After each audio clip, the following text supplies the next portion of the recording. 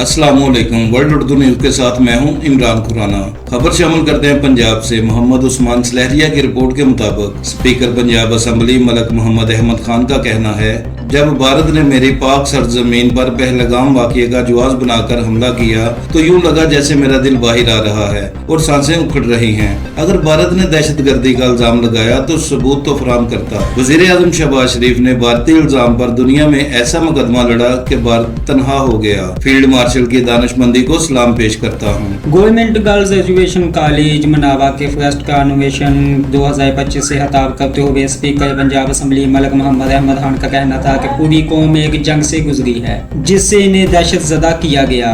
क्या जंगें किसी मसले का हल हो सकती हैं? इनका कहना था कि जब लाहौर शहर में भारतीय ड्रोन से शहरी आबादियों में जाग कर गिरे थे तो दिल बाहर आता था और सांस अखरती थी और भारतीय हमले के नतीजे में बारूद आग उगती हुई राख देखी। इनका कहना था कि मेरे वतन की हिम्मत को पमाल किया। सिमलिंग आबादी मसाजिद पर सुपरसोनिक स्पीड से 36 अफराद को शहीद किया गया जिसमें नौजवान बच्चे खवातीन शामिल हैं। बहुत हैरान हूँ। इनका कहना था कि पहलगाम वाक़या में जो दहशतगर्दी हुई 25 अफराद मारे गए, इसकी जिम्मेदारी पाकिस्तान पर डाली गई तो सबूत देते।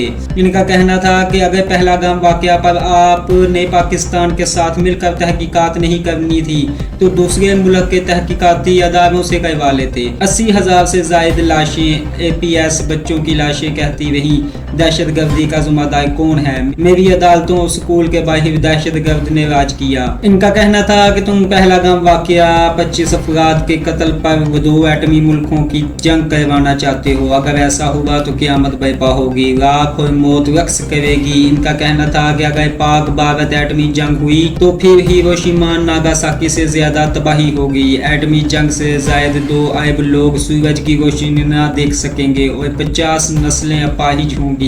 इनका कहना था कि दहशतगर्दी का इल्जाम लगाते हो तो सबूत दो, लेकिन भारत के पास कोई सबूत न था। पाकिस्तान ने पहलगाम वाक़या पर सालसी को कबूल करके तहकीकात का मुतालबा किया। इनका कहना था कि शहबाज शरीफ को खराज तहसीन पेश करता हूँ जिन्होंने दुनिया के ममालिक में पाकिस्तान का जानदार मुकदमा लड़ा और भारत दुनिया में अकेला हो गया। इनका कहना था G20 भी यही कहने पर मजबूर हैं कि पाकिस्तान का मुकदमा दुरुस्त है और फील्ड मार्शल असम्बली को शानदार तरीके से खराज तहसीन पेश करता हूँ कि इन्होंने अफवाज को लीड करके मुल्क की हिफाजत की। और इनका कहना था कि अफवाज पाकिस्तान और शहीनों को सलाम पेश करता हूँ जिन्होंने 4 घंटे में भारत को नाकाम कर दिया। कैमरामैन टीम के हमरा मोहम्मद उस्मान सलहरिया।